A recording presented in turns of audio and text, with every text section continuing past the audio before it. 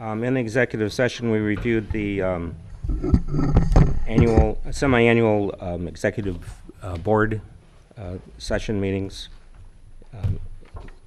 And the results of that are the board approved executive session meeting notes for January 10, 17, March 14, 17, March 27, 17, April 11, 17, June 13, 1917, 2017. We also reviewed minutes that have not been previously released due to confidentiality. As issues become less sensitive with time, we release those minutes at a later point. On January 10th, 1970, we released the entire set of minutes. March 14, 17, we released paragraph 3 and paragraph 4. April 11th of 17, we released paragraph 3. 2014, we released the entire document. And we deleted another one from consideration because it had already been taken care of. In addition to that, we've approved the authorization of destruction of the recording of board meetings of 8/18/15. They cannot be destroyed until at least 18 months after the meeting happens. Yep. So that is the conclusion to what we've accomplished in the executive session. Great.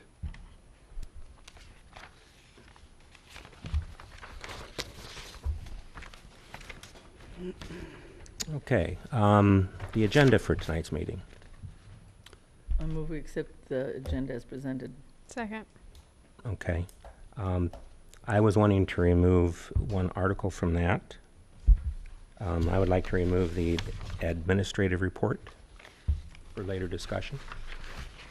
Bob, I think that's under consent agenda. Oh, I'm sorry, it is. We can wait till then? Yes. on Oh, that yeah, one? right, yep. I'm sorry. All in favor of the agenda? Aye. Okay.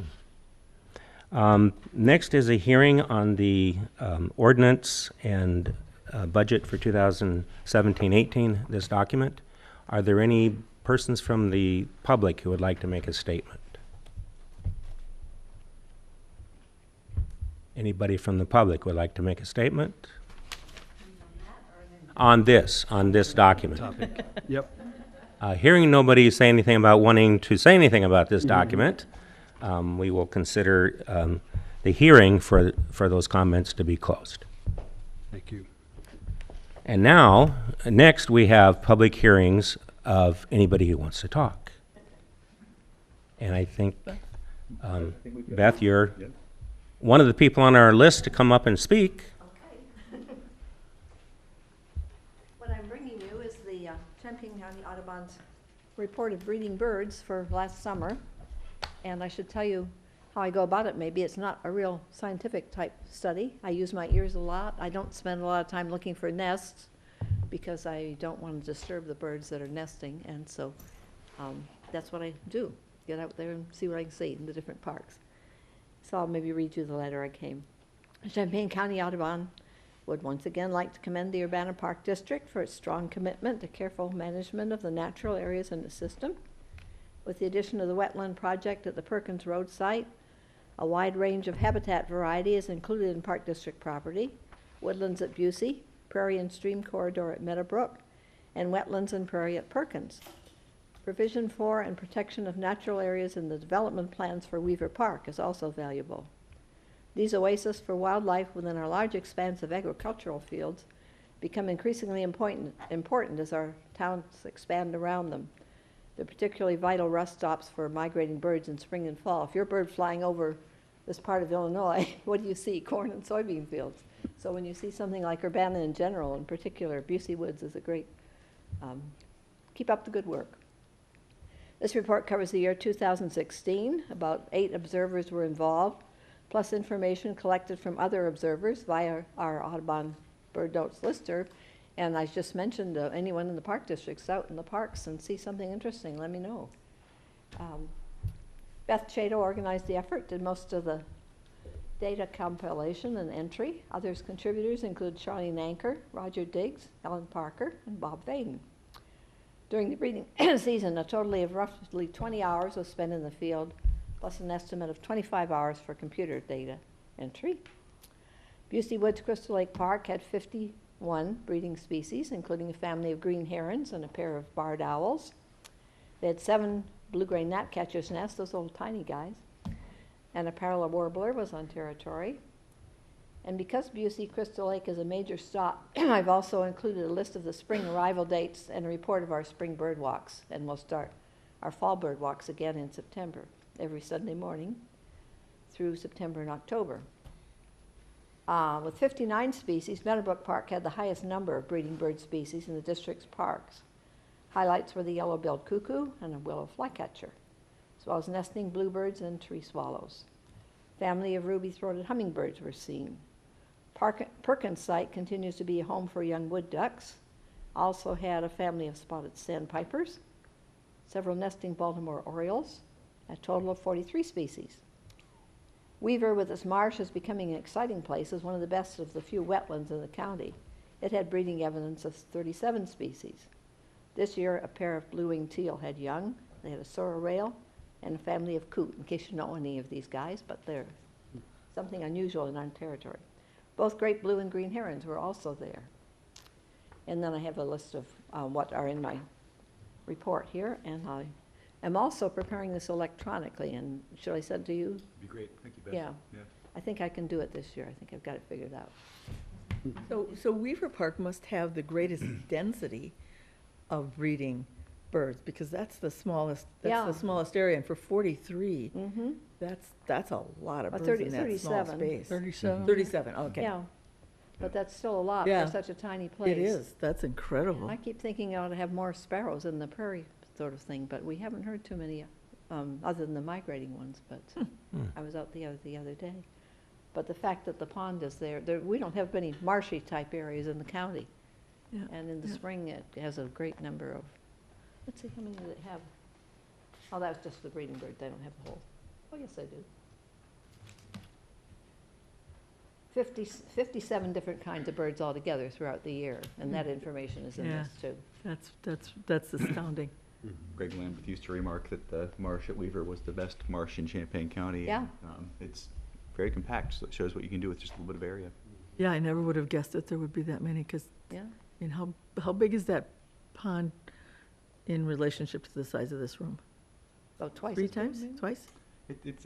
It's 4 or bigger than 5 I think. times, Oh, 4 or 5, guess. okay. Bigger than that, Yeah. okay. Yeah, well, I'm saying 3, and that's not close, okay. The other thing that was kind of interesting, last year, there was about 35 turkey vultures that came in to roost every night. And they've got to have a nest somewhere around, but I have not found one, so.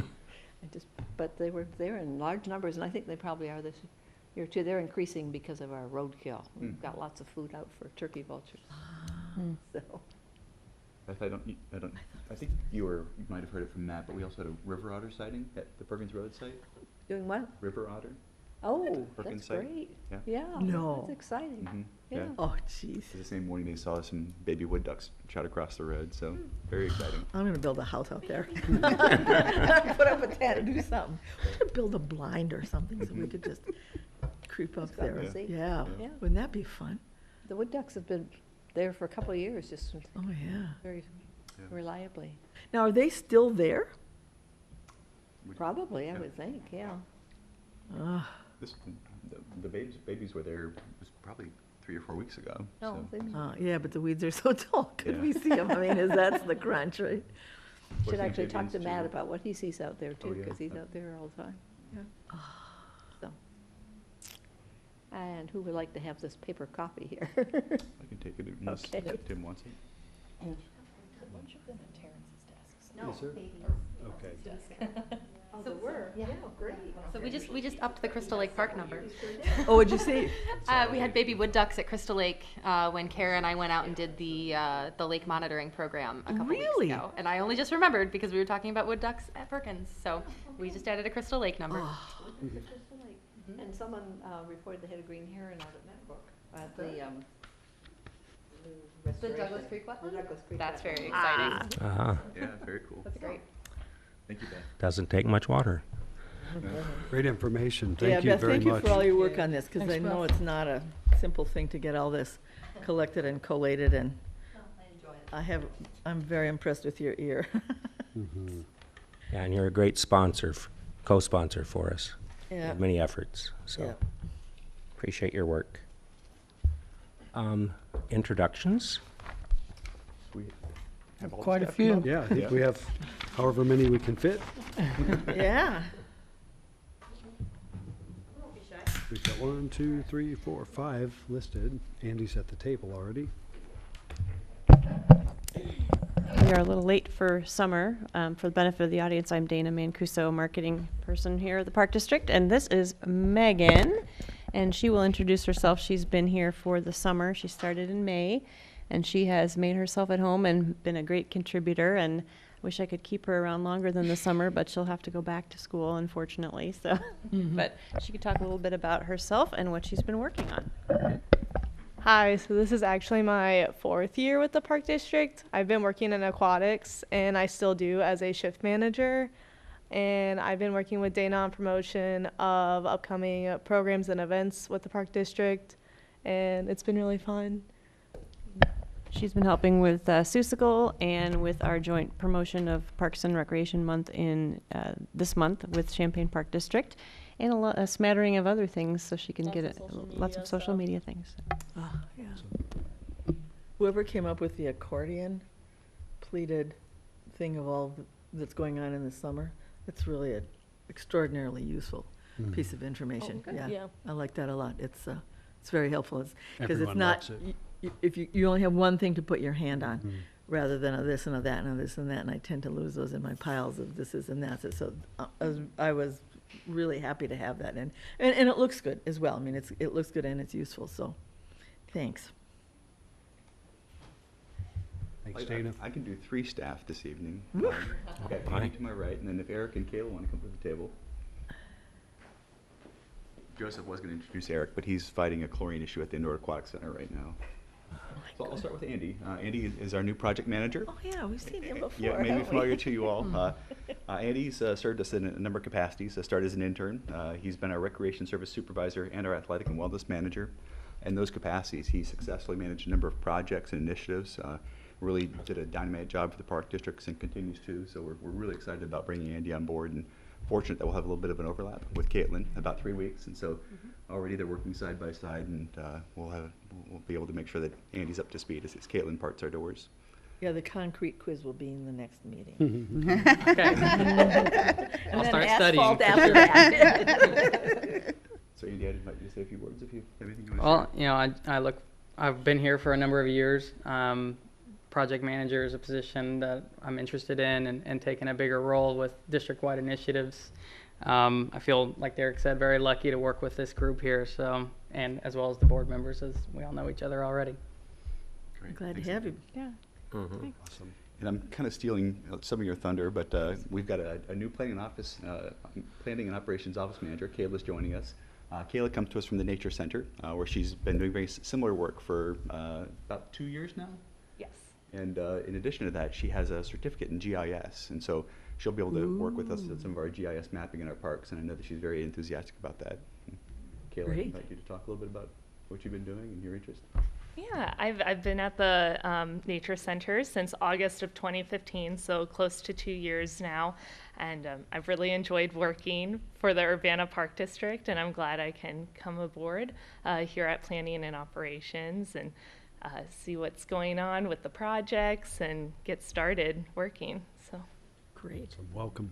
Yes, welcome. Thanks, Kayla. And then lastly, we have Eric is here. Eric is going to be our new aquatics custodian, and Eric's going to be working directly, with Joseph.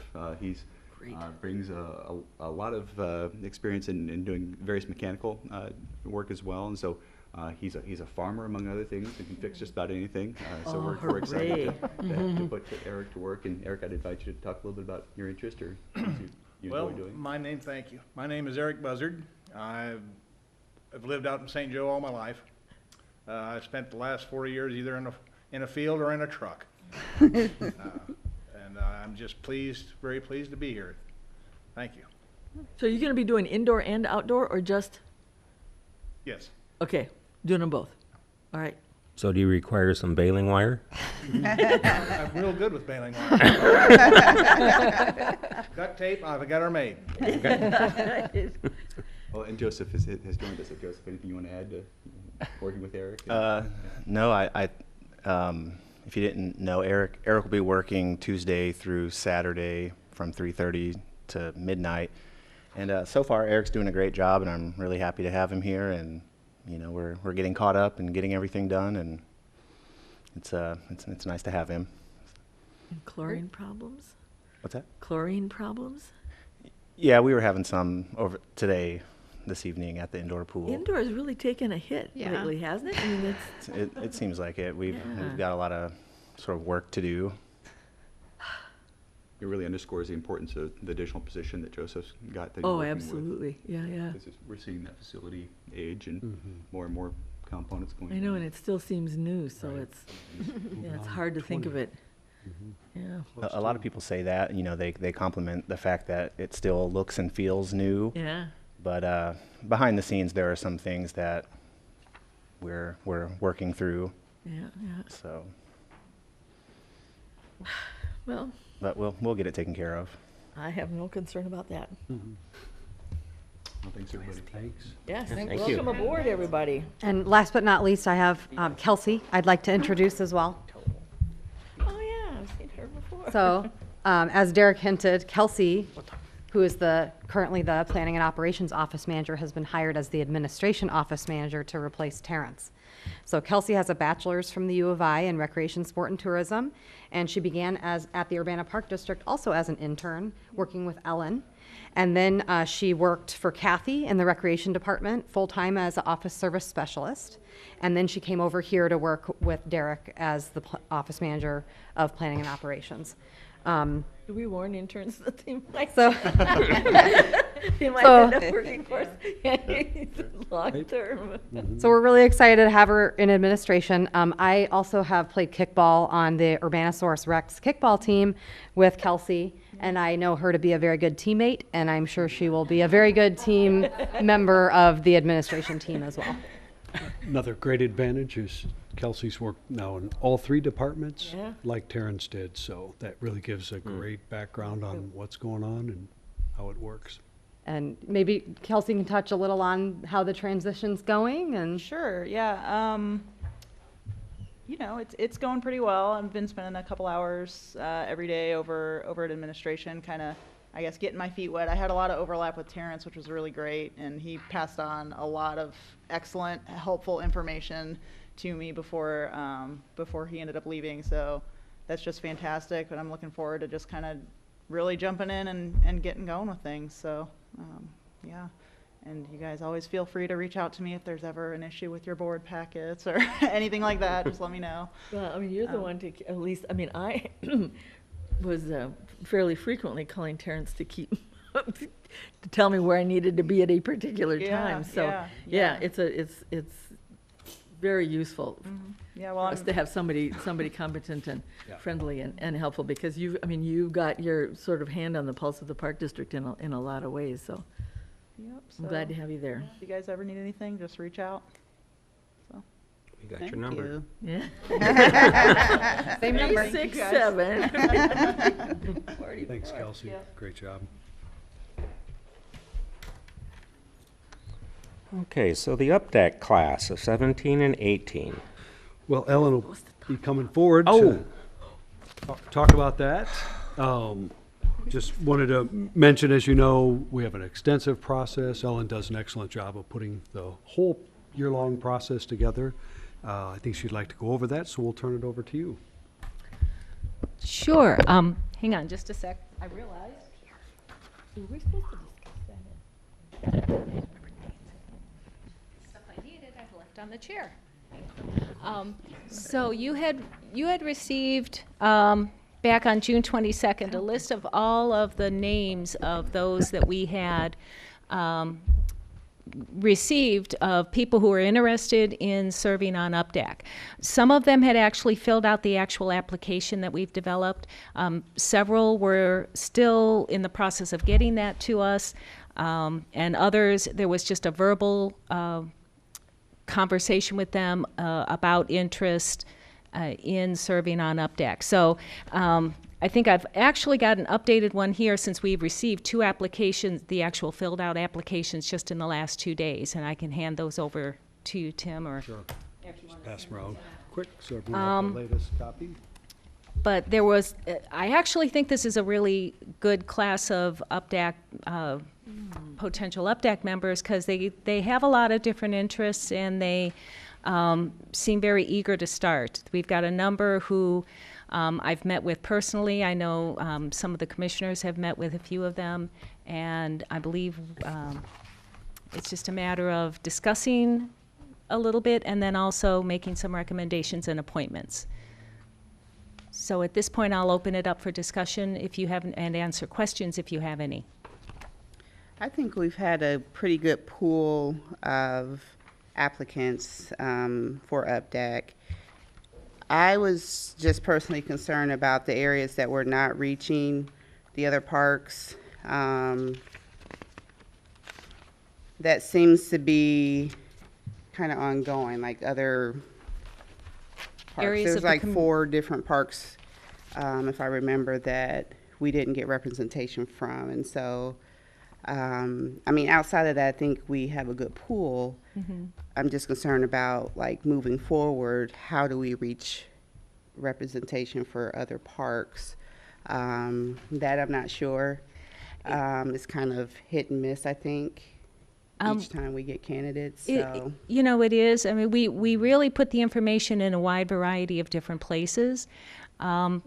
And often it's a combination of people seeing the information either in our brochure, in the newspaper, in some of the information we put out, or sometimes it's just a matter of them knowing someone who's experienced UPDAC and sharing that and soliciting with them and encouraging them to consider it. So I don't know how we do more than that, actually, other than go to, I don't know, public I think events we need or to start something. earlier. Because if we start earlier, we can see the number of candidates that we have, where they're from. I mean, I don't ever remember before having an all-women roster coming in, and that's not a problem, but one of our goals has always been to balance, you know, to have as many balances as we could, age, all those kind of criteria that you could think of. And if we get this list earlier, then we can say, okay, well, here's a problem, and look, we don't have anybody from this area at all, and we haven't had anybody for 2 years, and then we can start rattling the bushes a little bit harder and actually making more of a search. But so that's my suggestion for overcoming this. I think another This deficiency. suggestion we recommended in our UPDAC Planning Committee was to consider, could we get a table at the neighborhood nights? So Right. we can get Yep. in every park, have a presence, and another extra, try to encourage the UPDAC person to go through the crowd a little bit, or, you know, we'll help with that. But kind of make a real presence. I think Right. that would be a good way to try to at least remind people it's your neighborhood time now. Right, yep. And I would just like to comment that though I fully agree in terms of we should continue to work on representation. And I think that we have moved to, it's great that we have people who are self-selecting, because I think in the past, we've had to rattle the bushes a lot, or try to encourage. And so I think that when people are self-motivated to participate, Right. we will get better participation. And even though we don't necessarily, I mean, and I think we've said people go on and off, and so I think it would be good to have some people to be continually working Yep. to get people, so that if we're having low participation, or we feel like there's a vacancy, we have somebody in the ready that we could suggest. Right, and I don't know that we've been very good about saying, you know, gee, you haven't been to 6 out of the last 5 meetings. Are you sure you want to continue as a member? And I think that's something that maybe we need to keep track of, because there are times it's a pretty close call whether we have more staff than UPDAC or more UPDAC than staff. And I mean, I realize, you know, people's lives are busy and it's hard to make every meeting, but when you don't see faces meeting after meeting after meeting, you think maybe they've lost their interest, their life has taken a change, and then we need to go back into our pool to get a replacement for them. I think Nancy said it already, but I think our planning team concept is year-round recruiting. So we're really making efforts at every opportunity. For example, this year at two of the neighborhood meetings, the HUNA and the SUNA neighborhood meetings, we were able to pick up a few people at the SUNA neighborhood by having packets there, talking to people, encouraging. And so I think those are the kind of efforts, in addition to person, you know, that Right, and we talked at our meeting, our UPDAC ad hoc / UPDAC meeting, and we talked about how this is, the whole recruitment of UPDAC has changed completely, because, 5 years ago, would you say? We had a few self-selected people, but more were kind of tapped with the UPDAC wand. And I think that we're finding the more we get people to self-select and they see that their neighbors are saying, oh, I'd like to do this, and are taking a board, and they realize that it's something that they can apply for as opposed to being sort of magically plucked from the group, it will make a difference. So I think it'll get better. I'm assuming that it will get better as we go along. Yeah, I mean, this is the first year that I actively recruited 2 of the people that were on this list. And partially it was based on, you know, interest and things I thought would be of advantage for the park district. So, you know, Lori Ellinger is the mentor coordinator at the high school, and I think that's a demographic. And, you know, Barb Linder's going off, and so I think the school connection is important. And I don't know, and I do know Jen Hardesty. She's a faculty member in HDFS. So she has a great, academic background in terms of the activity. She's also a lovely person. And so, you know, I just sort of think just in terms of people that, even though it's not, we like to think of diversity in many ways, in location representation, but also just in terms of what they can bring as well. But I agree, you know, it would be good to have somebody from Learman Avenue, I think, join UPDAC. I think if that's or that neighborhood group that we've been working with, because I think that would be a great opportunity for us to learn from them and them to learn more about the park district. And I think part of it's just being mindful of that, and as we see people in the community that are from that neighborhood, to maybe talk to them a little bit about it, or as they volunteer to be a coach, kind of say, well, we have this advisory board that, and then we might get some additional rec side input into the advisory board. I will say that 3 of these people are already known to me because they're my fellow water aerobics people. So that's a great hunting ground, obviously. So how many do we choose, and how are we going to decide?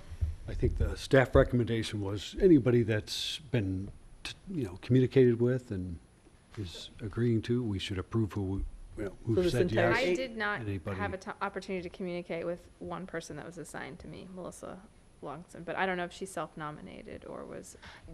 She did. Okay. She's one of our water. Okay, water so yeah. Yep.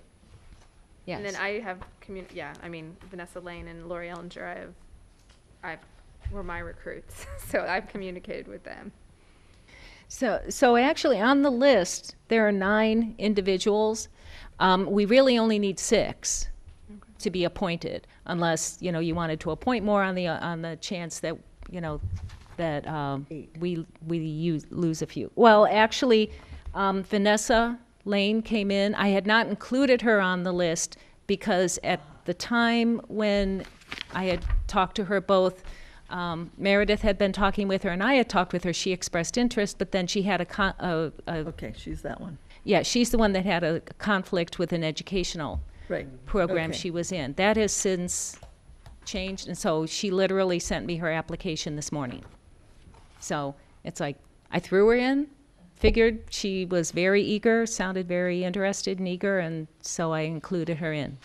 tonight. Do you remember from the rules and regulations of UPDAC, are we limited to a class size we can take in? Or No, okay, we're- so we could do 9 and it wouldn't, we wouldn't be, That would be my recommendation, Okay. only because every year we definitely lose people. Yep. Or Yeah. something comes up, usually professionally or in their life, or they Sure. move. Yep, and- yep. And, Right. or a situation. So right. I think that is always the staff thought, if we had more people, Mhm. and if that happens. And if it doesn't happen, that's great. We'd love to have a Exactly. full house. Yep, So right. that's a good thing Okay, too. as long as it's not against the bylaws then. I did speak with Jamie today. She's very involved with the Park District.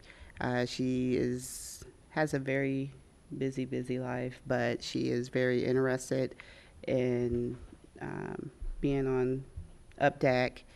She doesn't foresee that it's going to be an issue for her to be here for once a month, but she wants to give it a try.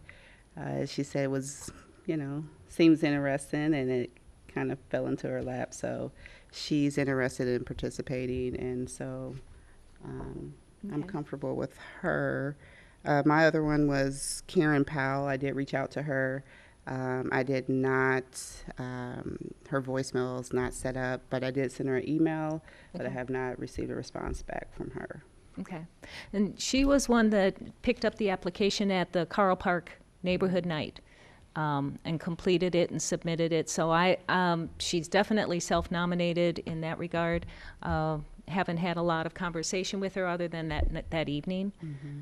So, we can certainly nominate or appoint some and wait until you have a chance to have conversations with others and make another round of appointments in the August board meeting. So you don't have to do everything tonight. I think our preference is the ones we are comfortable with, to let them know as soon as possible. Right. Because then they know they're on board. And I know I was given these names maybe a couple months ago, and I had lost track of them. And suddenly my memory comes to me as I look at the sheet. So I think a lot of this is not necessarily that we try to get a hold of them and they didn't get back to us. Mm-hmm. It's more like we forgot, or we put it off with our busy lives, and so my sense is that it's really helpful for these people to have a response from the commissioner, because I've called people who are interested, and I've talked to them about what it is and that they have some power. They don't have to do what the staff tell them to do, and give them a sense of power, that they have some say in this. Revolution, maybe. But I think if they're told we've nominated you to be the sheep, and you're going to come to the meetings and you're going to be nice, and then the meetings are over, and that's not what we want. And I think that helps the people feel more empowered that the board is interested in what they have to say. So I will make an effort to call my folks, but I'm okay with approving the list as is. Because I think there's a good chance that we're going to lose 2 or 3 within the next 6 months, and then we'll be at a full team. Right, and that has happened. With one individual last year, very eager, met with him, did an hour-long orientation, and then his schedule changed. He was at Lakeland College. He ended up teaching a course on Tuesday nights, which pulled him out of any attendance for the entire semester, and yeah, it just didn't work. So there are those situations where somebody is excited and then a work or personal situation keeps them from attending. So. And I also think it'd be a good idea to have like a tier 2, which is a prior UPDAC person. Our bylaws say once you've been on UPDAC, you're done. And we have people who were on UPDAC 25 years ago that can't come back on now because they were here 25 years ago. And I personally know individuals who would love to join. They would love to come back on again. And I think the Park District is a different Park District than it was 10 or 15 years ago. Yeah.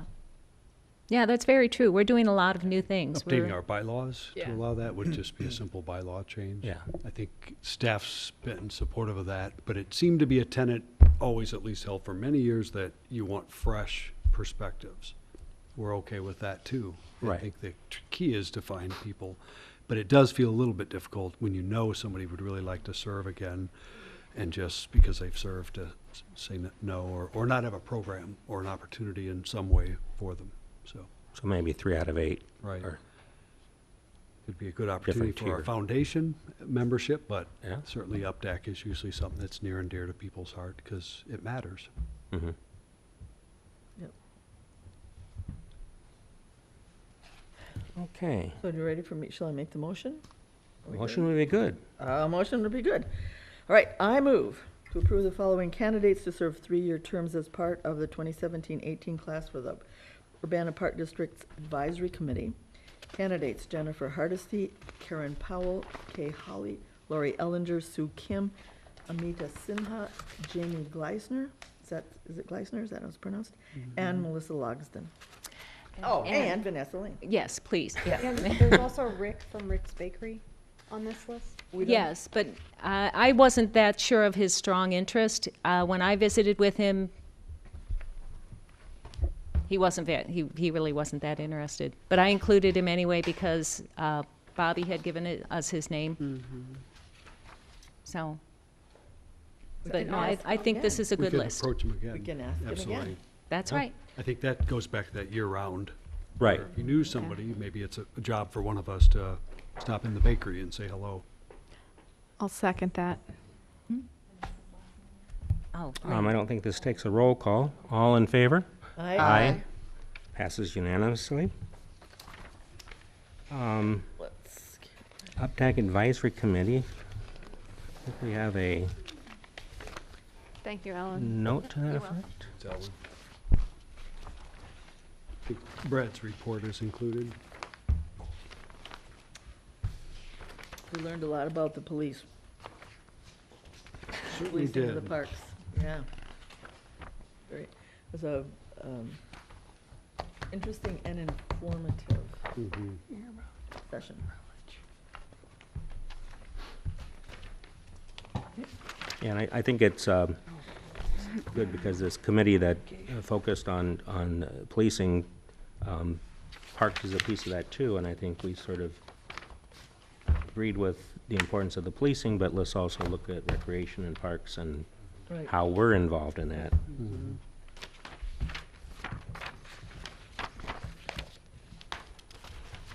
Okay, the consent agenda.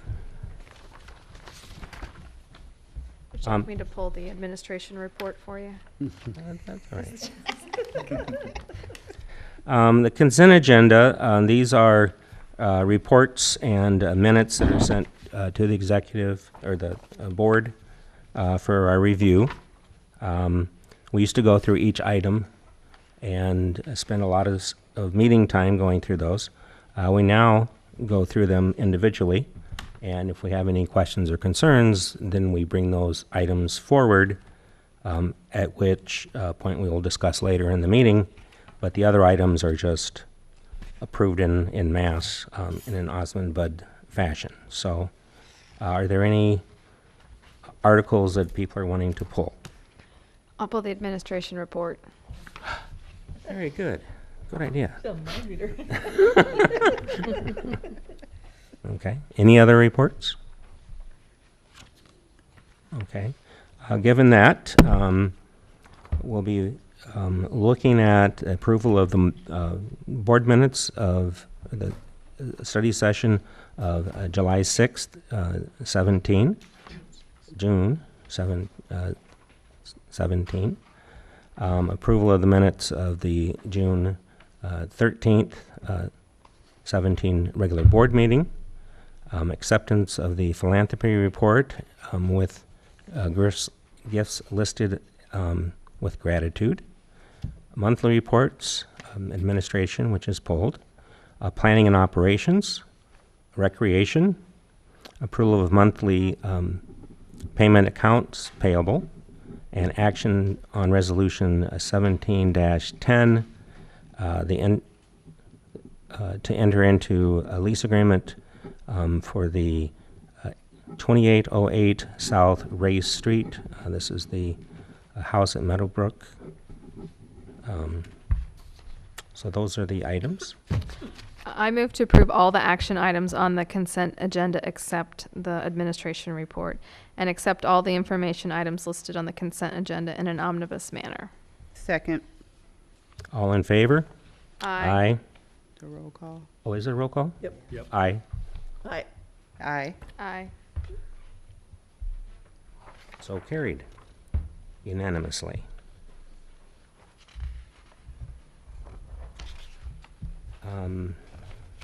Financial reports? Hello. So I will be discussing the performance of the Park District for June 2017. As you recall from last month, the fund balance report is not available for June and July as we're finalizing our budget. So the report will come to you again next month. So the first report that I will be discussing is the budget analysis with history report. This report shows a historical comparison of the same 2-month period of the current year and of the prior 3 years. 2 out of 12 months is 17%, which is a number you can compare to throughout the report. The first section of the report lists all funds of the district. And you can see on the middle of page 2 that revenues and transfers in for this 2-month period totaled $4,269,000. And we've received over 50% of our property tax extension through the months of May and June. You can also see that salaries and supplies and equipment and contractual services are running ratably consistent with the prior 3 years. For example, if you look at salaries, you can see they are about 15% last year as well. And all the other numbers are fairly similar, and that's especially evident if you go to page 3 and look at the percentage of total salary expenses across all the budgets. We're running right around between 11 and 12% for all 4 years of the budget, with total expenses and transfers out at the end of June of $1,559,000 and a surplus at the end of June of $2,710,000. So everything's going very normally at this point in the year. So I'm going to move on to the treasurer's report. The treasurer's report is a report of the amount of cash that the district has on one day, June 30th, 2017. All 25 funds are listed with where the cash is invested for a grand total of $10,833,484.97. Page 2, the first section at the top of the page lists the amounts that we have in interest-bearing accounts. So of that $10,833,000, $9,544,000 is out in investments. And in June, I worked with Busey Investment Services again this year to take out 5 9-month CDs. So those were all invested in June. And we currently have $1,560,000 of CDs invested with Busey Investment Services. I purchased 2 more CDs in late June. One was settled at the end of, on the 30th, and the other one settled the first week of July. And those were shorter term CDs. So we have the 5 9-month CDs, and then I purchased 1 3-month and 1 6-month that I invested some of our smaller funds, our liability fund. I invested the proceeds from our property taxes in that fund just for 3 months until our payment is due, which is in September or October. And so that'll mature in September right before the payment's due. So we'll get a little bit of interest. And then I invested $200,000 of our bond fund property tax extension until our payments, our interest and principal payments are due in December. So that'll mature in November.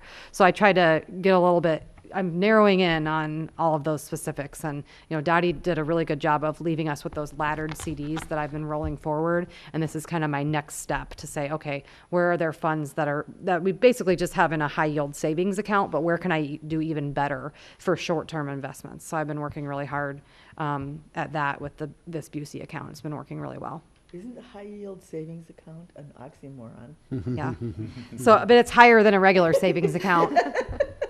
I mean, I don't know about your savings account, but mine's like 0.02% or something. Yeah. I mean, it's terrible, but this one's 0.1 1.8. 1.8. So, I mean, it was 0.08 for a long time. Actually, it just went up. So all of our interest rates have creeped up, and especially since I invested in these Busey CDs a year ago, when I did the same round with the 9-month CDs, it was quite a bit less. It was like half the interest Yeah. rates. Oh, yeah. So I'm really pleased with that. I don't know what that says about our overall economy, but at least the park district's benefiting from it. And you can see when we get into the budget discussion later that we've increased our budget projections for our interest income, which is the second year in a row we've really been able to increase that budget number. It was very low for quite a while. So I can talk more about that later, but let me finish up with the treasurer's report. So moving on to the section about disbursements. This month, we had a total, oh, excuse me, sorry, I touched that. Did I skip something? Oh, you're fine. Okay. We had total disbursements on the top of page 3 of $1,395,000. And that included $279,000 of bond interest payments that we paid in June. Vendor payments match the paid accounts payable report on the consent agenda, which you can see in the other parts of the reports in the packet. And the final section lists interfund loans, the loan between the English fund and the indoor pool, and also the loan between the recreation fund and the indoor pool is rollover loans for current cash flow needs at the UIAC. And I was hoping that we'd be able to return the recreation portion of that loan this month, but we haven't received the school district's check yet. But I thought that the payment from the park district would have been enough, but it's not. So as soon as we get the payment from, to end the year, because it's $216,000 was the final payment per district. So as soon as we get their payment, we'll be able to return that loan back to the rec fund, at least for a while, although I expect it's going to be a recurrent problem. I mean, it's not a problem. It's just part of what we do. So, Weren't we still waiting for the payment last month from the school district? so we didn't even issue them the bill until the 27th of June. Oh, So okay. we don't know all the final expenses of the pool until the very end of June, because you still pay the power bill and things like into May and actually into June.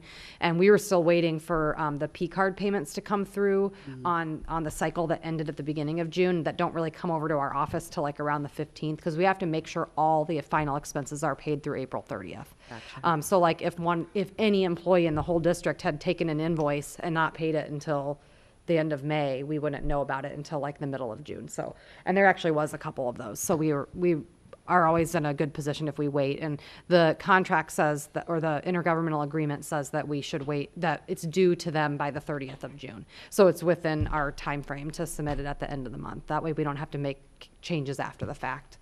So that's the typical process. And then the intergovernmental agreement also says that the payment is due to us by the end of July. So we'll get it. Okay. So. Yeah, sorry. I present the treasurer's report to you for approval. I move to accept the treasurer's report for audit. Second. All in favor? Aye. Aye. Moves unanimously. Get me talking about budgets and get all off topic. So let me talk a little bit about the supplemental report of cash. This is a report that has the same information as the first page of the treasurer's report, but it groups the information by expected use rather than by fund name. So it's a little bit more informative about what monies we really can use. The 3 sections are daily operating funds, restricted special needs, and restricted gifts and donations. So of that same $10,833,000, $1,268,000 is restricted, leaving $9,566,000 available for spending. And I don't know if you know these numbers as well as I do that I read every month, but that number did decrease this month. The restricted obligations reduced in June by the amount of the 5th Carl settlement payment, which was $152,500 that we paid on June 30th. So that number will decrease one more time next year in June. And then from there, all that's left in these restricted obligations is the money that we're holding for the Presence TIF lawsuit that it has nothing to do with us, but that we were told by the county that we should restrict those funds. So we just hold them until we're allowed to release them. How much is that, Kitty? Sorry? How much is It's that? 1.1, 1.2 million, in that range.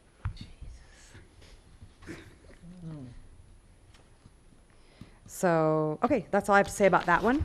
And finally, I'll highlight the areas that there was activity in the capital budgets.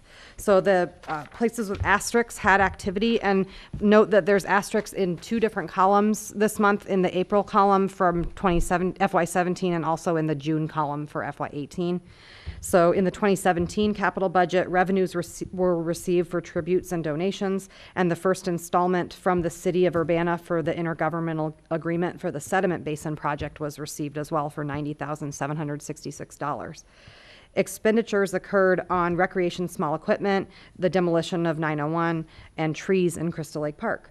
The negative spending that you see in the sediment basin line, about 2/3 down the page, is a reversing entry for retainage on that project, which is a process that we go through for the audit at the end of the year, and that number will carry forward until we pay that retainage out on at the end of the project.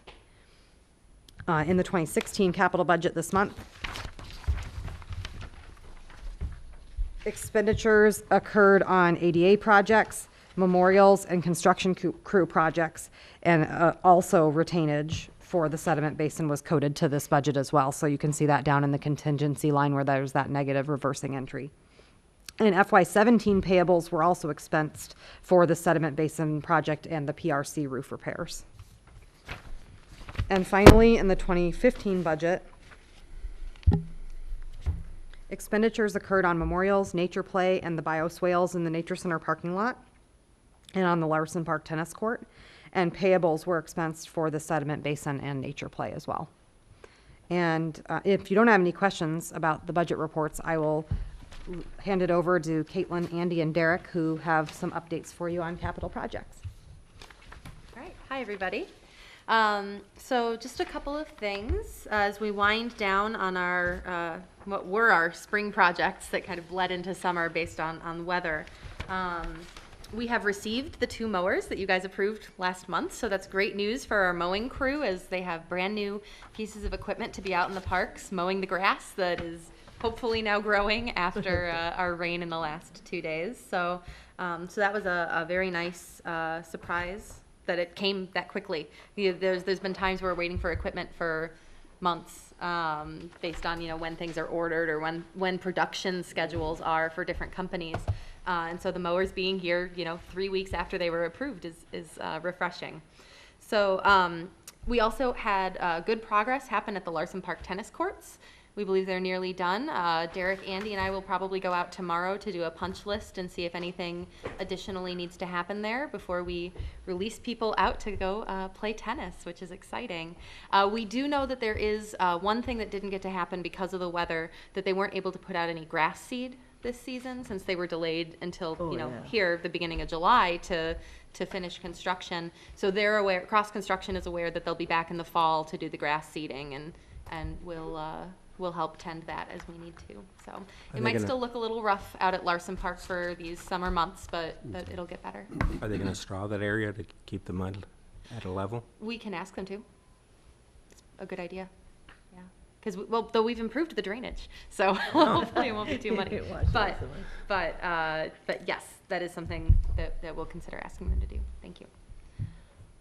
Third, for tonight, we're making great strides on interpretation. I don't think I've talked to you guys about the interpretive work that we're doing really very much.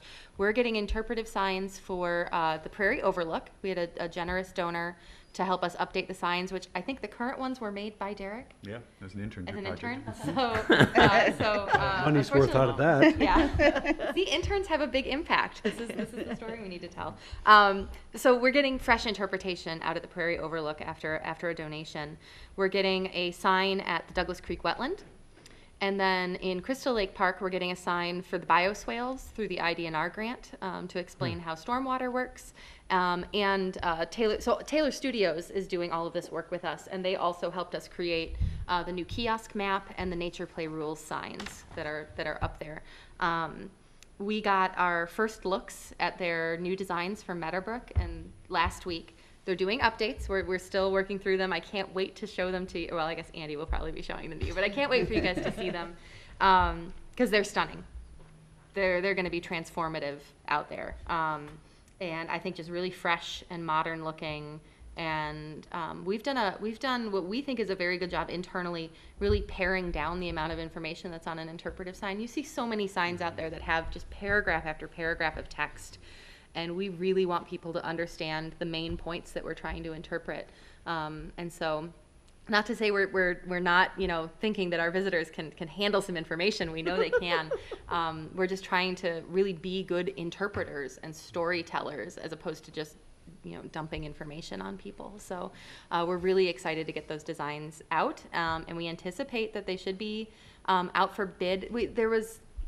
If Taylor Studios had done all of the design work and the fabrication on all of these signs, it would have been over our $25,000 bid limit. So we have to break up. We awarded them the design because we knew we wanted them to do the work, but then we're going to have to bid the fabrication, even though it's under $25,000 once you take the design work out. We have to bid it so that there's no implications of bid rigging, so that there's fairness in our awarding process there. So we anticipate that those will be bid probably in August. The last 2 times we bid work that was designed by Taylor Studios, they won it. In fact, I think they were the only bidder on the last one around. So there's not a lot of people that do that type of work, but it's the process that we follow. How do you think the bioswales are doing? They're okay. So I can give you my next update is on Crystal Lake Park in general. Right. So Water helps with that, right? the water helps a little, yeah, absolutely. Because we do have plant plugs so there's a couple. Sorry, let me back up. There's a couple things with the bioswales that were challenging.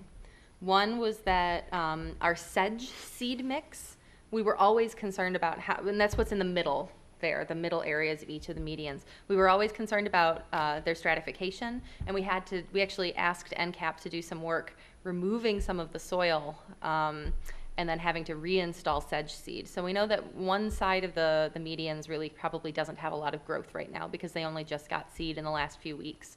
And then on the plant plugs, all of the nurseries in Illinois, from what we can tell, have been struggling this season with the weather and the rain. And so a lot of plugs weren't ready until just a couple of weeks ago. So NCAP has been very diligent about coming out and watering, but absolutely some natural rain is very helpful for all of our little plant babies that are struggling out there. So we're working very carefully with them to make sure that we still get the product that we designed, and certainly that IDNR expects for the grant money that they released for us. So, and NCAP has been incredibly responsive to that and said, you know, they're gonna continue working with us to make sure that everything goes well. And for the interpretation on the bioswales, our graphic designer Fallon has created, like, from scratch an interpretive element to explain how bioswales work and how the stormwater works specific to our bioswales. So nothing generic. What you see on the graphic that Fallon made will be what's in front of you, which we're really excited about. So, good internal talent. Crystal Lake in general then, so as you may have heard, the lake level is down again. And we've had to cancel boating for 2 weeks, and depending on how much rain we actually got the last 2 days, it might be a third week. That's because there was leakage happening in the outlet that's in the sediment basin. And so the lake level was actually already about 8 inches down based on the leak just from that outlet. So Stark Excavating has gone in and basically tarred the inside of that outlet to make sure that it's not leaking anymore. We're going to go out tomorrow and make sure that it is really not leaking, that it got sealed up properly, and that all the panels went back into the outlet at the southeast end, so that there is no more water leaking out of the lake. It is refilling properly. We can recapture everything that we get through stormwater, and hopefully open boating again soon. And unfortunate that we ended up having to do this fix and that we're interrupting our summer operations, but we were losing so much water, and there wasn't really any telling how much more water we were going to lose, and if we weren't going to end up in this situation anyway. Where, you know, flopping. Well, hopefully not that bad. It wouldn't have drained the whole lake, but certainly, you know, we're disappointed that this was necessary after all the work that we did otherwise and got the lake filled back up. But it will get better. Rain will make it better. And otherwise, we're continuing to work. So tonight, I've said this several months in a row, but tonight we do not have any engineering in front of you guys for Crystal Lake. we are working, and we presented this to Finance Committee, to Bob and Michael, a couple of weeks ago. The initial document, the draft of engineering proposals that we got from Burns Clancy and Associates needed some more detail and needed some more review of a couple of numbers on it. But it also gave us some time to review exactly how we want to go about this planning and this next phase. And we think that the first step is really to do a master plan update for the park, for Crystal Lake Park. The last master plan was done in 2007, before the pool existed, before the nature playscape existed, before the demolition of 901. And so there's a lot of things about the park in general that have already changed, and we want the master plan to reflect what's already happened and then the direction that we're going in through already approved plans, in some cases, the trails plan and the Crystal Lake rehab plan that we've already worked on. So we're probably going to be working with Smith Group, JJR, and BCA to start updating that master plan. We don't believe that it will involve a large public input period the way that a master plan, since this is an update, since this isn't a brand new master plan. And we already went through lots of public input from trails planning and Crystal Lake planning and all of that. So we'll begin that update and then start working on preliminary engineering for infrastructure, like electric and stormwater and just, where lighting, things like that, where things really need to be in the park, to make sure that, we don't say we're going to put a theater in 10 years on Cannonball Hill, and it turns out it costs $1 million to run electricity to Cannonball Hill. So we really can't do that. So we think that those two things go hand in hand as we then finish a master plan update.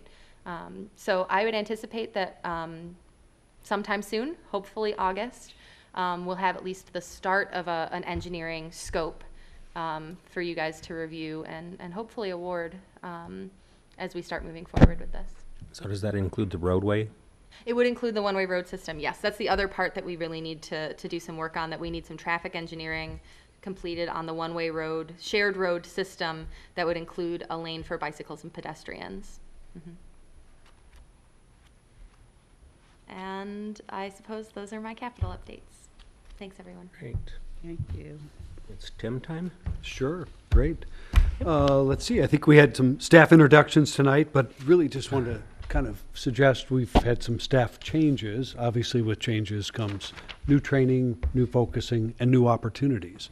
So we're real excited about that. I think with UPDAC's interest in looking at underserved, we've really started to focus some new positions around outreach, and you'll be hearing a little more about that. But the idea of how do we get out? How do we connect with people? If somebody approaches us with an idea, how do we move on that idea? So being a little more flexible and nimble. Certainly there'll be a lot of opportunities. We'll have to get focused so we get some success going, but I do think it's an opportunity for us. A couple of items of good news. The Ambucks Club did receive a portion of the Community Foundation grant that they applied for help at Ambucks Park. Really excited about that because that'll help with some additional tree plantings and some pavilion improvements. So one of our strategies was try to encourage Ambucks Club to apply for those. Obviously, we've applied each year for the last several years without any success, so trying to work together like that seems to have helped. We also received City of Urbana CDBG grant to help support summer youth employment. Again, we shifted away from scholarships a few years ago to ask money for staff funding. So what that does is people that might get to work a little bit might get to work a little longer in the summer, and that extends it. We know real jobs and having money that you can save up is real important. So it doesn't help if you're working 6 or 8 weeks. You need an extended summer. So we're very appreciative of that, and I think that's money well spent. Staff's working on also looking at improvements to the Phillips Rec Center. Caitlin just went through Crystal Lake, obviously a large park. We also have another building facility that's at its 20-year mark, and so looking at what improvements we need to do there. The kitchen is kind of our new focus. We've done some cosmetic improvements. We have sort of a strategy of capital repairs and upgrades. But we think the kitchen, with interest, if you recall back from what we used to do in years past at the old Thornburn, we had a full kitchen, part of a home ec class in that facility so we could do full-scale teaching. When we lost that facility, we gave that portion up. we continue to hear interest in cooking healthy foods. Ethnic groups or underserved populations seem to be interested, so we're looking at that. Obviously, there'll be other improvement needs at Phillips that relate to the roof, the siding, the site, the playground, but we'll just keep working on that. Working real intense with the Urbana Parks Foundation. Staff's involved in all the subcommittees. I think we're really, at that point, we're starting to make a few gift connections, so we really need to follow through and get those proposals, those gift agreements together, so we'll be working on a few of those. That's all good news. Lake House Charrette, JJR Smith Group, facilitate a staff team. We spent a good morning or part of a day looking at a new vision for the lake house. Obviously, our goal is to fix the whole park, but we have to break these down into sort of affordable bites. So we're going to be taking a close look at the future for the lake house. Again, it's an older facility from mid-'80s, needs some rehab, some loving care, but we're trying to maximize that as an opportunity. Let's face it, we have a facility that's in a fantastic park right on the edge of the water. It's got a few aged out elements, but if we could rekindle that opportunity, I think it'll be really exciting. So stay tuned for some interesting drawings and some reports about that. Franklin Street shared opportunity. We'll be getting more detail, but I just wanted to mention it tonight. Obviously, our goal at Franklin Street at Crystal Lake has been to acquire properties as we could afford them. We've had some success there. We've also recently begun working more in concert with the School for Designing a Society. They're interested in probably similar goals there. Is there a possibility that we could work together with the ultimate goal of acquiring that land that would come back to the Park District in the future? So we'll probably be inviting that group to come and talk to us at a study session to see what sort of opportunities might be available there. So we're looking forward to for that. I think I just want to mention, I think I did in my report, we continue to be surprised that our special events seem to be growing in synergy and numbers, and people seem to be really coming out and enjoying those, so we're glad about that. I think we covered UPDAC. Wandell Sculpture Garden, I think we've been reporting, been working with the Wandell family on a few improvements there to sort of tweak that. We'll probably need to get some design help. I think what we want to do is really fine-tune all the features in that garden and get all the materials working in the right way. It is a premier site. It has a great collection of art, so we think this is a good opportunity for us to step up.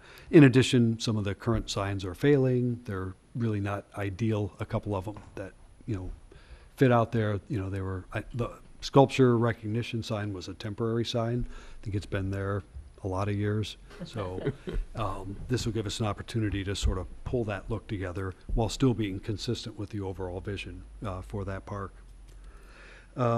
Speaking of sculpture, we have a few pieces that'll be moving out. We'll work on a few new pieces to arrive. So stay tuned for that. And lastly, I think this might be Caitlin's last board meeting. Am I right? So I just wanted to say thank you to Caitlin with all the staff here of all the great work you've done. Really, it's been wonderful. We've enjoyed it. Certainly happy to have Andy on board. I think your help in transitioning us to that point was fantastic. So we just want to say thank you and welcome Andy. So a lot of opportunity there. But I can answer any other questions that you might have. Correct. Mixed blessing. Right. Yes. I didn't think anybody was going to be able to replace this guy over here. But I was proven wrong. You did a great job. That's all I had. Okay, President's Report. The UPDAC meeting for July is not, so there will not be a meeting on the 25th. August 1st is the study session here at 6:30. August 8th is the regular board meeting here at 7. Also coming up this month, the neighborhood nights continue. The Kids Theater is going to be the 20th through the 23rd. Mm-hmm. Seussical. If it's as good as the last time they did it, it's just knock your socks off. Yes. Yeah, just And that's at fabulous. the Minor Theater in Parkland. Mm-hmm. Yeah. So Beautiful place. yeah. And then, of course, on the 21st is one of the Roots Festival Friday brown bags, as well as August 4th and 18th. And the Jazz Walk is September 8th in Meadowbrook. Hard to believe. Yeah. So mark that That's- down as a date it'll rain. That is a wonderful. No, not right. Take it now. Oh, gosh. So moving on to committee meetings. My finance committee report has been given out by several different people here, but so we did talk about the scope of services at Crystal Lake, School of Design. One of the issues that came up was federal mileage. We follow the federal mileage recommendation, and it changes in the middle of our year. So we talked about maybe making a policy where we would adjust at the time that happens. And then if it goes up or down, the Park District would just kind of follow that until the next budget. And talk about the sculpture garden and a lot of positive potential changes for improvements. So that was all good. Policy committee? We have not met. Met, yeah, we haven't So we have met. nothing to report. Okay. The foundation? She says that gleefully, you notice that? The website is near completion. Ellen is submitting some more content to Kurt to review, but hopefully that'll be unveiling soon. The Treasurer expressed he's a little bit overwhelmed right now, so he's seeking the board will be discussing some potential help for him. Some more information will be forthcoming about that. That sounds like a good problem. He's overwhelmed. So much money's coming in. I think it is in his business that's the. Yeah, so Okay. it's, All right. Yes. I Is- mean, healthcare is not No. a real wonderful place to be trying to do anything at the moment. right. Talked about Urbana Farmers Market, getting more people to stop by the tent. They'll be there until August, I think. So getting more people out there to just stop and, see what the foundation is all about. And there is a gift that will be received. There's more details will be coming later. And that's all I have. I did ask Fred, and I talked to Tim a little bit about what information do they want to hear from me at the meeting. I'm still trying to feel my way out about that. What information do I take with me to present to them that they don't already receive in reports? I just don't want to. I just don't want to feel like I'm, duplicating what's already been said, and I'm just not wasting my time saying it. So I would add, I think that committee or that reporting is a little bit difficult because a lot of it is sort of ongoing or in between. It's gift type stuff that's, talked openly in that group, but we have sort of a different strategy of, that's not necessarily our public business. So sort of gleaning through the pieces that are easily to share, that is a little bit challenging. I know Bob's done it and Meredith has done it, and it's sort of dawning on me now how difficult that reporting is because there's not a lot of concrete things like an UPDAC report or another type of committee report. Right. Yeah. I'm sharing your sympathy. that's all I have. Okay. Old business? No, up that. Well, I think one more, Oh, UPDAC, I'm sorry. slipped in there, yep. UPDAC planning. We had a good meeting. We did. We talked about a lot of things. Right. We did talk about UPDAC and how to get more members on board and how to retain individuals when they come on board because we lose them all the time. we're still trying to figure that out, to help you guys out. But I think we do have a good pool of people who are currently on board and those that are coming on board. Just the struggle of retaining them, and like we discussed earlier, representing all parks within the district, continue to work on that. But am I missing anything?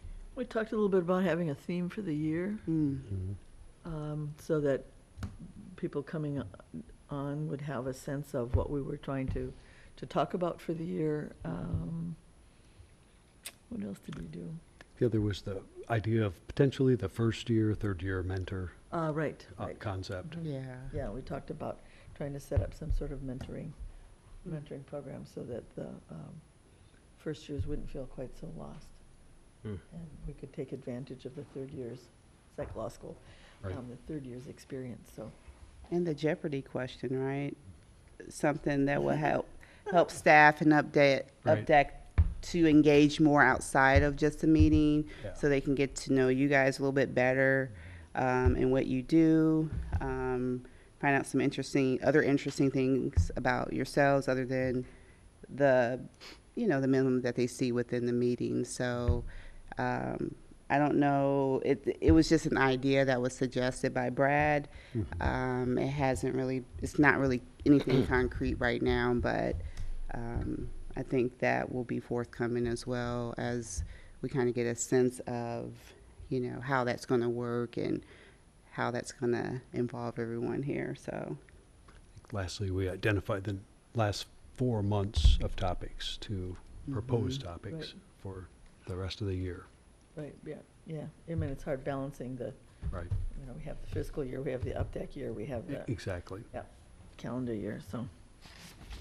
But I feel like we've made some positive steps, and partly because it's a really good group that we have at the moment. yeah. And they're interested, and they're really avid park supporters, and they're willing to look at things and ask questions and really be part, and they want to be part. They don't want to just sit and take in information. And I think we've had people in the past who, and maybe that's why they all slipped out, was because there was too much information. But we're looking at ways that, I think actually that's one way, maybe we're going back to the past, because UPDAC used to be, they would choose their own chairman, for example, they would really set their own agenda, and it has just kind of fallen out of their hands, and I think that the more that we get that effort back into their hands, then they'll feel like they're really leading the charge, as opposed to, us dangling the carrot or the pool pass in front of them, so, yeah, is that, anything else we need to? That's pretty much it. Okay. Okay. Going on to old business, action on ordinance 2017-07, the F 2017-2018 combined budget and authorization ordinance. I move that we approve ordinance 2017-07, the combined budget and appropriation ordinance. Second. Okay. Up under discussion, Katie had a few highlights that we'd be happy to. Do you have a few, Katie? And before she does that, I just want to thank all the staff for all the hard work that they do on the budget. Talk about a year-round process. We develop goal ideas that we glean throughout the year on goals. Usually when an issue comes up or a topic or a problem, makes a good goal. But staff has a real strong hand in adding to that. Obviously, we rarely see dramatic shifts in budgets. We stop doing this whole thing and start doing a whole new thing. So I think you'll see that. But Katie did have a few highlights, and I want to thank our superintendents both for leading their staff teams in that whole process too. So they do an excellent job on that too. It also seems that whatever change happens in the district, it somehow affects Katie. She's at the wheel. So as a reminder to the board and those watching at home, I just wanted to go through the budget process with you. It's an extensive annual process that we go through each year that involves input at all levels of the organization, from the staff on the front lines all the way up to the board. So I think it's important to understand the budget process that culminates in the budget book that you received tonight.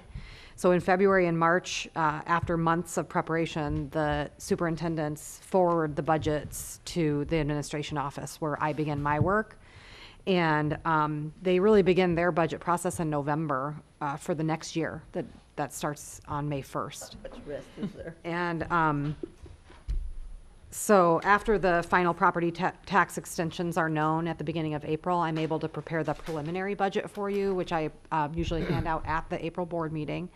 And at the study session in April, I also had a presentation about the major highlights to the budget of changes that were made. That said, typically our budget's very stable from year to year, so there aren't a whole lot of major changes. So it was really just highlighting our major initiatives and where we were focusing our dollars for the coming year. And I'd like to remind the board of some of those things and then also provide some of the highlights of the book to you briefly while we have this time together. So if you'll remember, all the way back to the April study session, the final property tax extension increased year to year from last year to this year. That was primarily due to the fact that we had increases in assessed value due to new property that was added to the district and also due to some expiring TIF properties that come on as new property to us. And so we actually realized an increase in our property tax revenue of $220,000, which was a 3.45% increase over last year. The other really great thing is that we can actually say our property tax rate went down this year by 1 cent, 1.08 cents. And that's because the increases in our property taxes due to the new property, but the people that are still in the district are benefiting from tax caps. So their rate, even though our growth happened, but the pie slices each got a little bit smaller for the remaining people in the district. Does that make sense? So by 1 cent smaller. Also, in this budget, you'll see as we go into the summary pages that contractual services budgets were increased, and one of the main driving factors of that increase was that we're budgeting for the implementation of the new accounting software project that we're entering into. So I'm sure you'll be hearing more and more from me about that in the coming months as we get ready to bid it and select a vendor. The district was initially quoted a 30% increase to our employee health insurance products for the calendar year 2017. And following negotiations and also the implementation of a new base plan for employees, we ultimately realized a 20% increase for our health insurance for 2017, the calendar year. And these figures have been incorporated into the FY18 budget as well. Corky, during the April study session, reported on the Recreation Department's push for equipment upgrades over the past several years and how those funds didn't really increase year to year, but he showed how they shifted from being primarily in the rec admin and Brookins lines to being across all the different departments for this year to purchase some equipment for each of his departments. And Derek discussed the new custodial approach, and he also touched on initiatives for the grounds, facilities, and construction divisions. So if you, I just wanted the public and the board to remember some of those highlights as we go into the summary pages of the budget so that you can keep those in mind. So following the preliminary budget, the budget is finalized and the budget ordinance, the budget and appropriation ordinance is posted at the cottage and also released in draft form to the commissioners at the June board meeting. We publish a notice in the News Gazette, which was published on June 29th, letting the public know about and inviting them to the hearing that Bob kindly held for us. And you know, soliciting any feedback that our public has for us regarding our budget.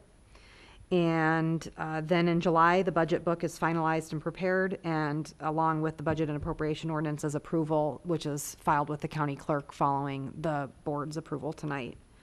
So with that, I just wanted to fairly briefly just page through the biggest portions of this budget. So I'm sure since Friday you've had a chance to read it cover to cover. So, but just so that page 18 memorized. you know.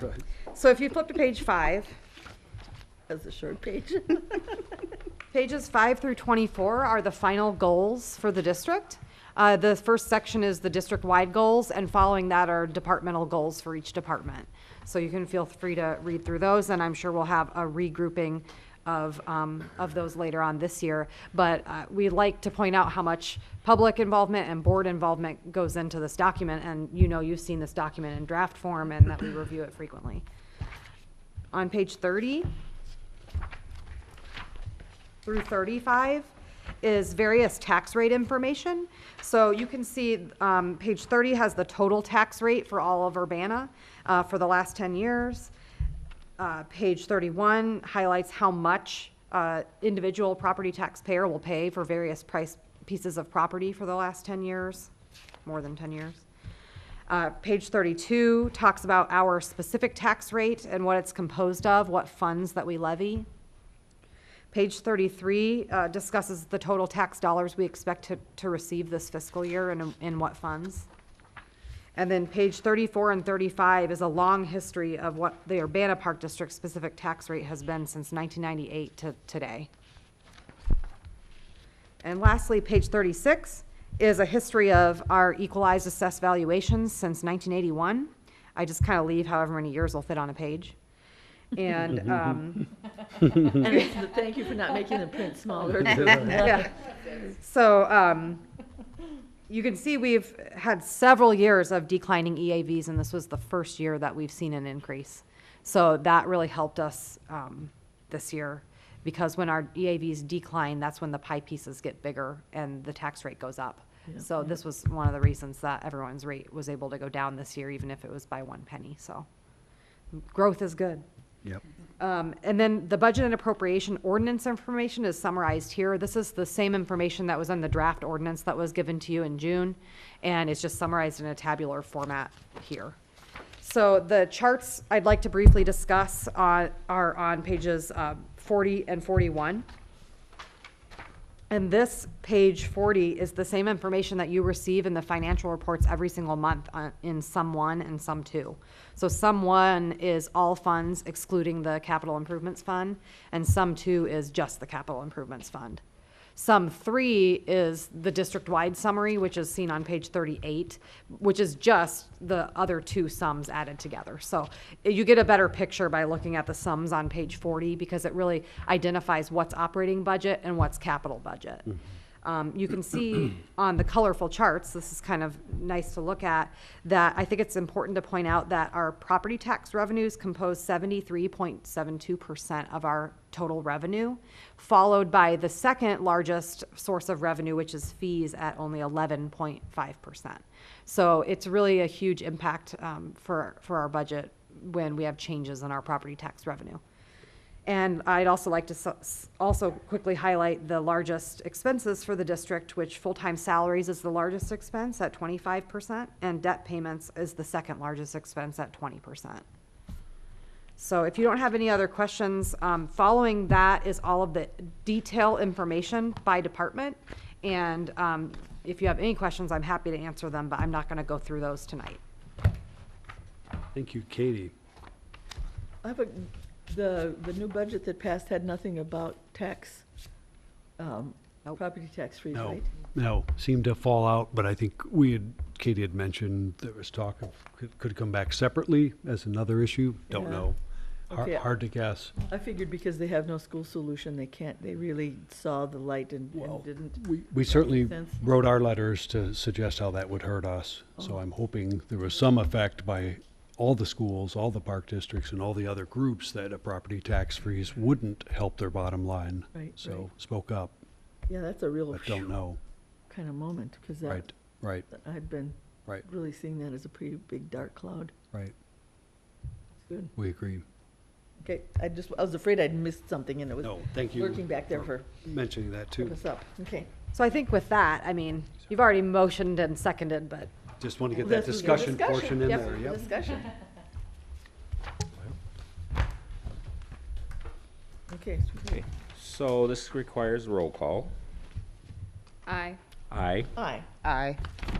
Aye. Unanimous. All commissioners agreeing to this. I think we have nothing in old business additional. Under, Don't we Bob, have I think I administration put the report? admin under new. I just new, assumed because it okay. was new, if Yeah, it that's needed a what I place to was go. thinking as well. Okay, Okay. Are we ready for that? I think that's item B under new business. Or, sorry. Yeah. Moving I to new jumped ahead, business. sorry. Action on acceptance of revisions and capital budget calendar, year 16 and 17. Yes, so we have just a few brief updates, Katie and I. Revision number 4 to the 2016 capital budget and revision number 2 to the 2017 capital budget.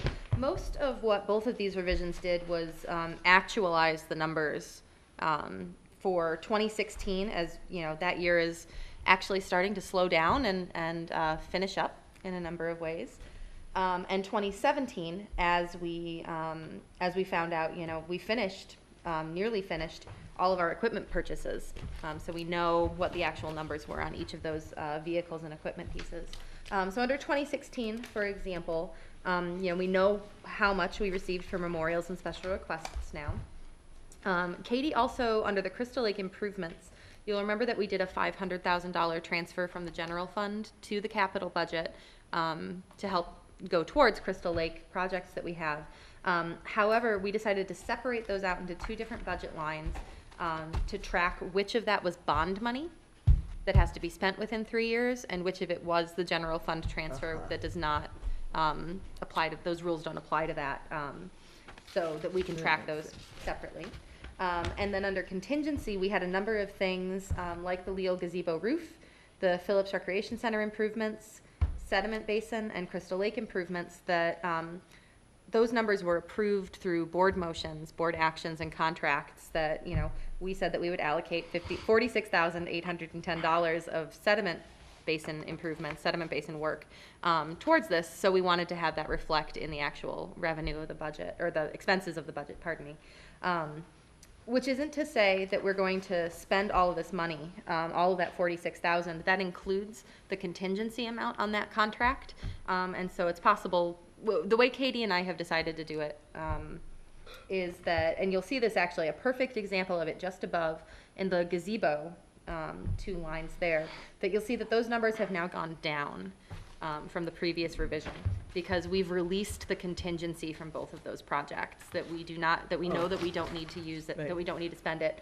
But we would rather have that contingency budgeted and know exactly where it's going to come from if we do need it, and then revise the budget later, as opposed to leave it out and then have to revise up and or potentially revise back down. That this is kind of a 2-step process that we think captures everything that we need about it. And so that's why, for example, the Crystal Lake Sediment Basin, I would expect in revision number 5 or revision number 6 of this budget, you'll see that number go back down as the contingency is released. And per our practice of the last couple of years, any released contingency is going down into a Crystal Lake improvements line and being reserved for that. So we have now zeroed out the unbudgeted portion of contingency for 2016, and it's now going towards Crystal Lake improvements because 2017 exists.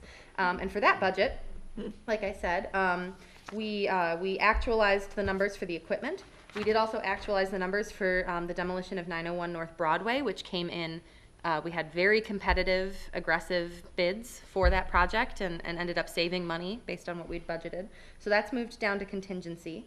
And similarly, similar to adding the sediment basin in 2016, in 2017 we've added the Larson tennis courts money that we approved, budgeted towards contingency, since that project was more expensive than we'd had in the hardscapes budgets. So I'm happy to answer any questions that we have about these 2 revisions, and otherwise present it for your consideration.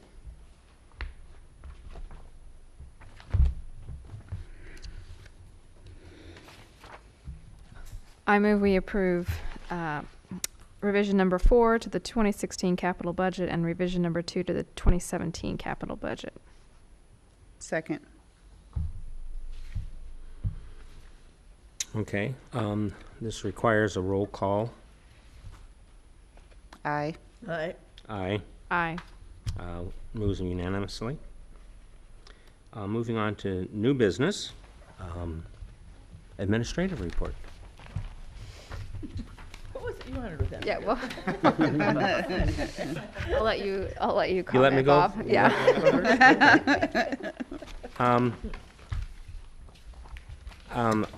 I think Neighborhood Nights is a wonderful event. I think it's really become very popular. It's a great way to access the community, and this summer's not as hot as it was last year, but even last year in the heat, we had some pretty good turnouts. One of the questions I had was about the Stone Creek, and I think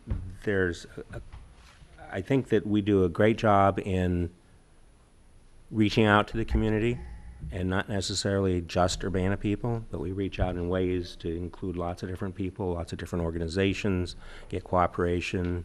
The Audubon Society has been working with us with the parks, and I think that's really strengthened both of our efforts and nature as well. But I guess it wasn't clear to me why we were going to a private golf club.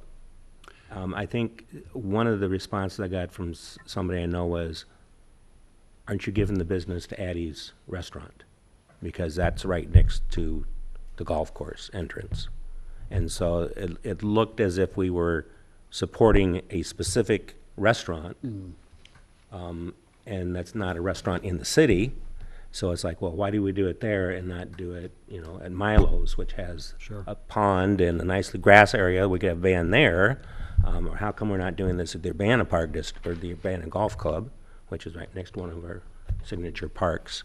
So I think it left some questioning for folks. And I've been on the board for 10 years, and I think the one thing that I learned very loudly was don't get a golf course. Don't manage a golf course unless you want to lose lots of money. And I think that some people could see, well, they're at the golf course. Are they going to take over the golf course?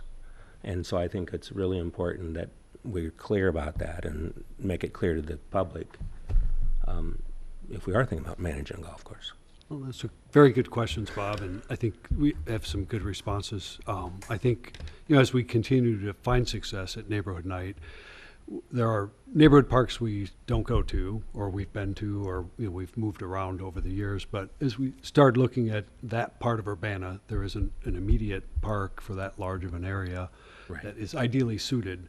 So when we started having discussions with Stone Creek about a variety of cooperative opportunities, I think that was a topic that came up.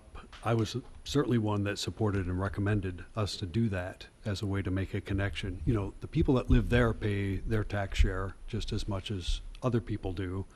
There was no intent or even a discussion or focus to shift business or draw home sales or any of it. It was about fun and music and about community. And so they opened their doors to host at their site because there wasn't a suitable location right in that area.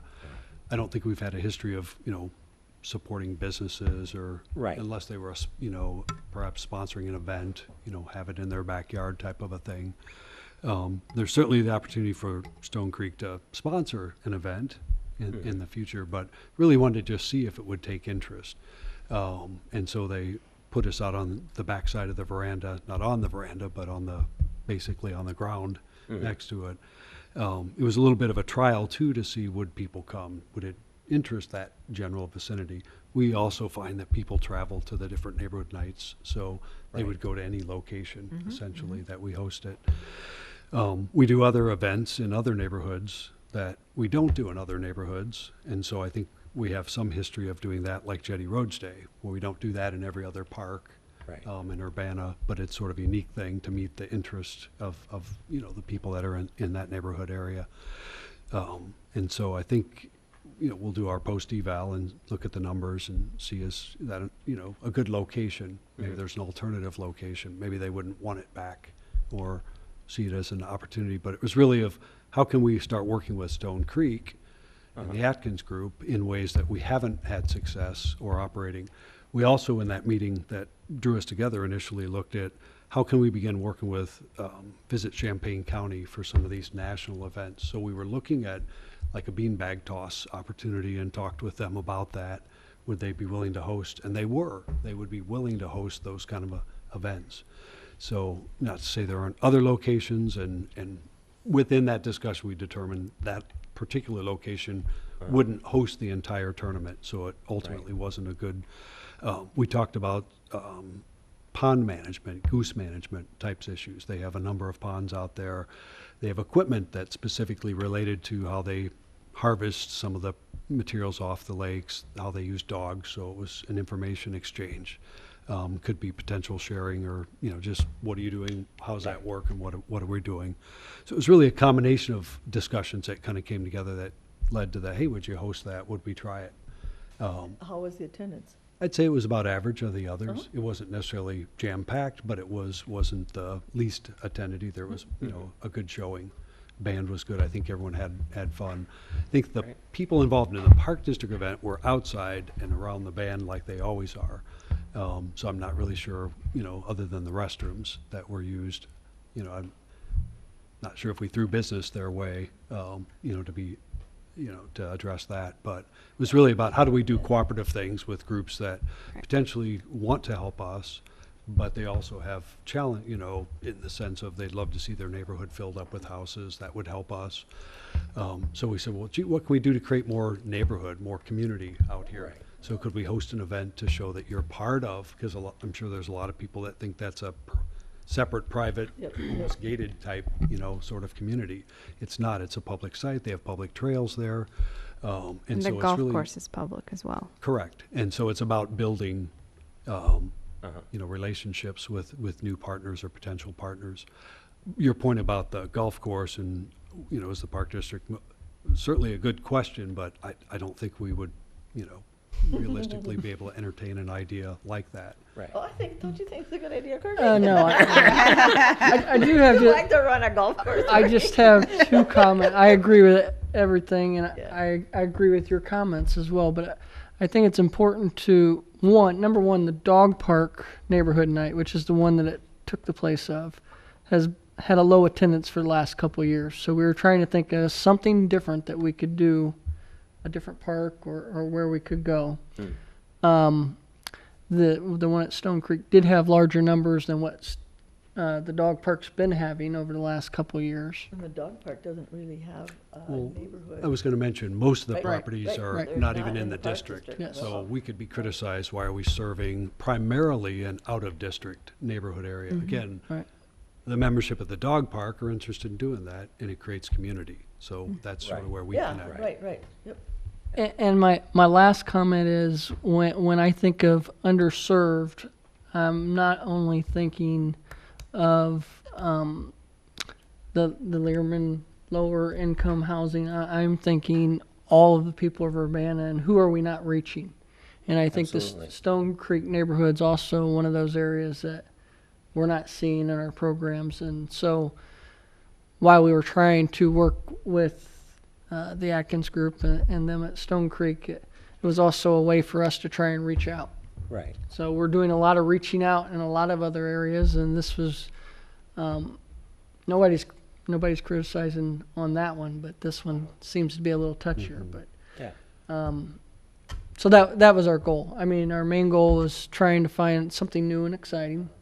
The dog park was stale; it wasn't happening, so we were just trying to find something new and fresh. Another comparative, I think, is the Uncorked. You know, we started a new event with, that's another underserved group that we don't have. I don't see those people coming to our events. That what I'd call that 30, 40-year-old segment that has a lot of flexibility to do what they would like. They don't often choose us out as our first choice. So there was a whole new, brand new audience, you know, that we don't typically get. Probably wouldn't have gotten them at an event we had, but by partnering, that makes that connection. So that's sort of the synergy we're trying to go at. You know, what new opportunities can we go after that might get more people interested or connected? But it Doesn't makes work. sense for those folks to go swimming at the aquatic center than to go clear across to the Y on the other end of Champaign. Correct. And, you know, if we don't approach them, then they may not even think about that. It's like, Right. But I think your Windsor Road. questions are definitely excellent, and I never, to be honest, thought of it in that perspective. Certainly because that's not where we started, but I'm glad you did ask that, because that kind of at least gets that out there. And I know we tried to connect up Learman with that whole trail thing too. Right. Right. As a way to try to Right. get that a part of Urbana. Right, exactly. And I think too, in Corky's sense of underserved being not just generally whom we think of as underserved. Right. That what we do is we build goodwill Mm-hmm.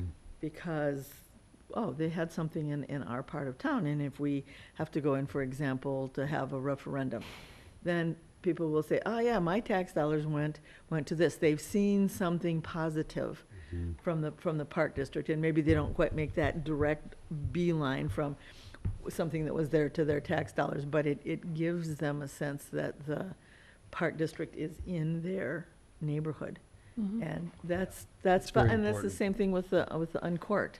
I Right. think a lot of those folks are paying taxes as well, and if they're not using the park any other way, there's a time for them to get out and see and think, oh yeah, we were in that park. That's really a great park. Yeah, I can see Right. voting for this, or I can see, participating in something I else. think it's that simple. Yeah. I I really do. I don't think it's I any really harder agree than with that. Yep.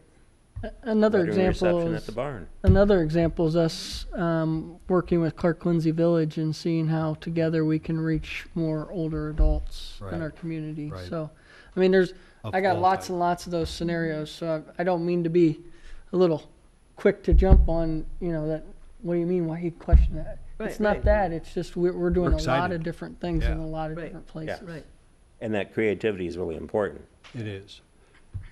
And thanks for mentioning the Clark Lindsay. I think one of our next step is to evaluate what's been done so far. We have a lunch meeting with their staff and our staff, and one of the key topics is next steps. What do we do next to grow that or to develop it? So again, that's a group that somebody might think, what are you at Clark Lindsay for?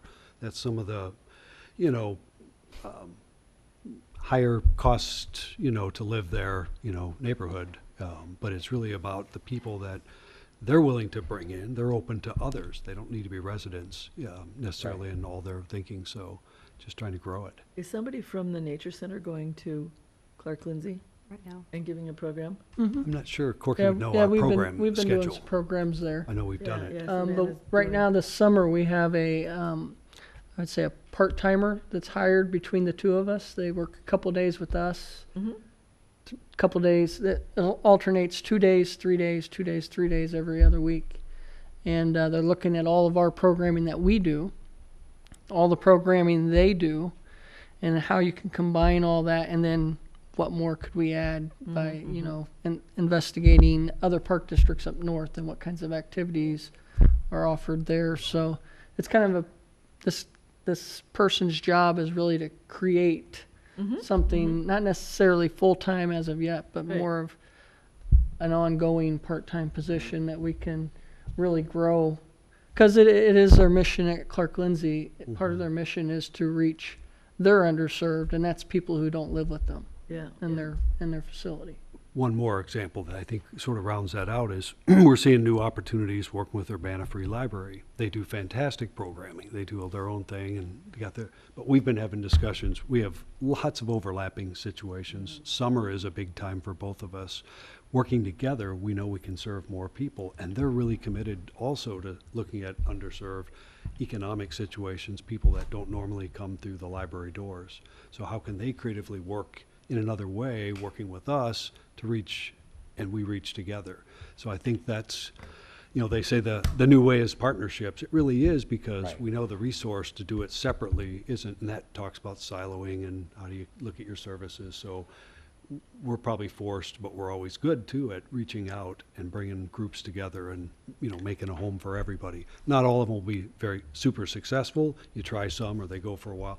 You got to keep it fresh and, keep looking at it and looking for new opportunities. But we're really excited at these new ventures that we think could bring new connections and create new.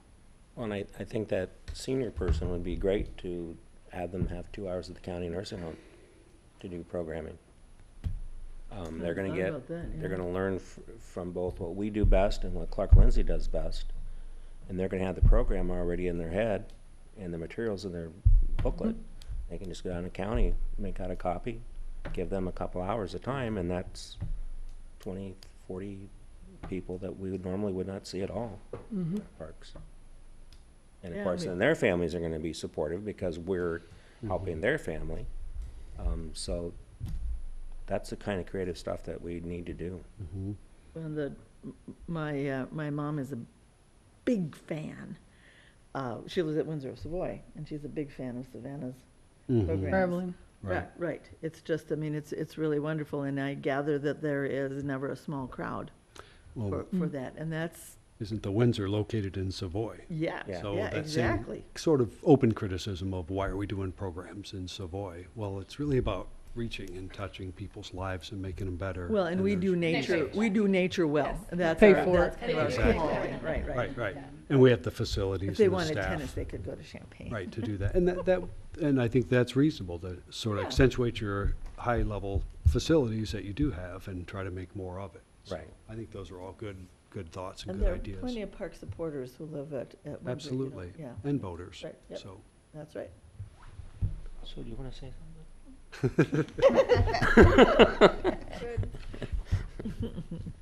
Thank you. Thank you. Where's my agenda? Okay.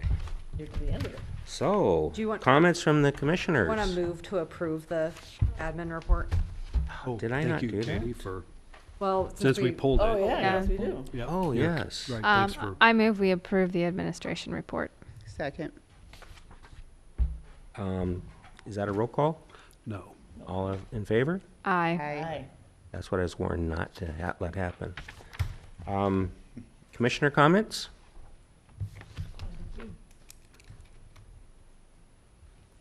We've extended our agenda. Have a good evening. All right, thanks all. Thanks, Bob, great job.